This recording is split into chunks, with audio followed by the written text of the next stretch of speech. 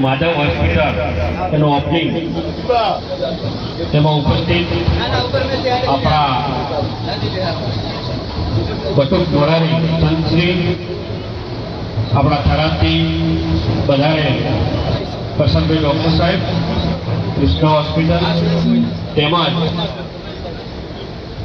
આપણા ડિરેક્ટર શ્રી લાલજીભાઈ હરજીભાઈ પાંજાબા અહમદબા પૂર્વ પ્રમુખ અમરતભાઈ માળી સર્વ મંચસ્થ મહેમાન અને અહીં પધારેલા તમામ મહેમાનો, આજે આમ તો આપણા ભાભાનગર માટે ખુશીનો દિવસ કહેવાય. ગઈકાલે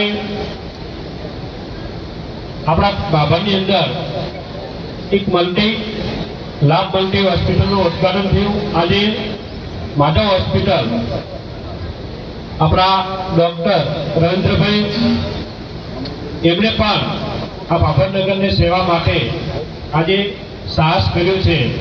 એ સાહસને આપણે બિરદાવીએ છીએ અને એમને આપણે સાથે રહી અને આ ભાભાનગરના તમામ લોકો એમને સાથ સહકાર આપે અને કાંઈ પણ આમ તો આપણે નાની મોટી બીમારીઓ માટે આપણી માગણી હતી જ. અમે 12 મહિના પહેલાં ત્યાં થરાદમાં કૃષ્ણ હોસ્પિટલમાં એક નવીન ડૉક્ટર સાહેબે ઉદ્ઘાટન કર્યું, ત્યારે પણ આપણે કરશનભાઈ સાહેબને વાત કરેલી કે સાહેબ અહીં તો ઘણી બધી હોસ્પિટલો છે પણ અમારા ભાભાનગરમાં પણ એક સારી હોસ્પિટલ બનાવો.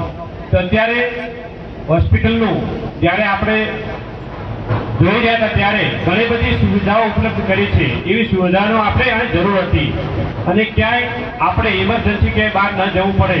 આમ તો આપણને ડર થાય, ડર કોઈને ના થાય એવી પ્રાર્થના કરીએ, પણ ત્યારે થાય ત્યારે આપણે કાં તો રાધનપુર દોડવું પડે અથવા પાટણ જવું પડે અથવા થરાદ જવું પડે, પણ હવે એ સુવિધાઓ આપણને અહીં ઉપલબ્ધ થઈ રહી છે.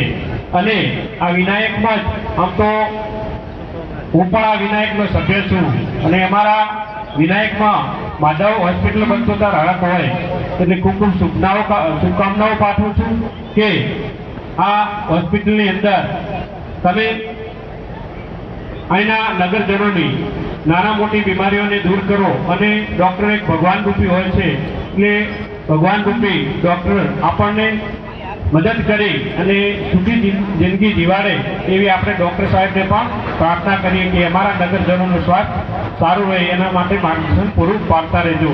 અને ખૂબ ખૂબ શુભકામનાઓ કે આવી હોસ્પિટલ અત્યંત સુવિધાવાળી આપણને મળી છે એટલે આપણે એમને પણ ખૂબ ખૂબ શુભકામનાઓ પાઠવીએ છીએ.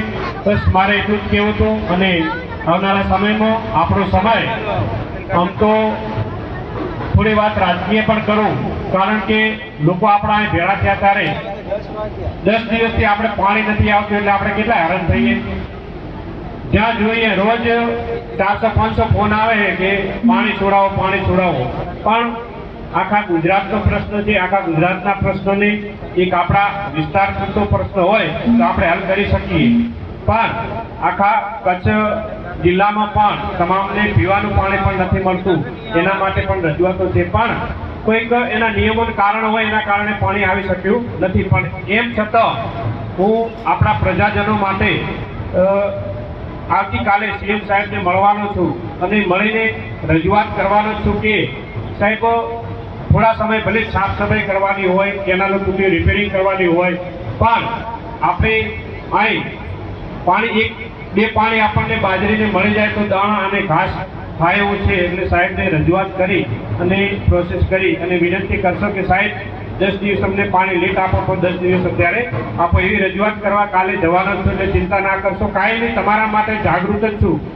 કોઈ ગમે તે વાતો કરતા હોય, પણ પાણી માટે હું સીએમ સાહેબને 5 વખત મળ્યો હતો અને સીએમ સાહેબે ના નથી પાડી.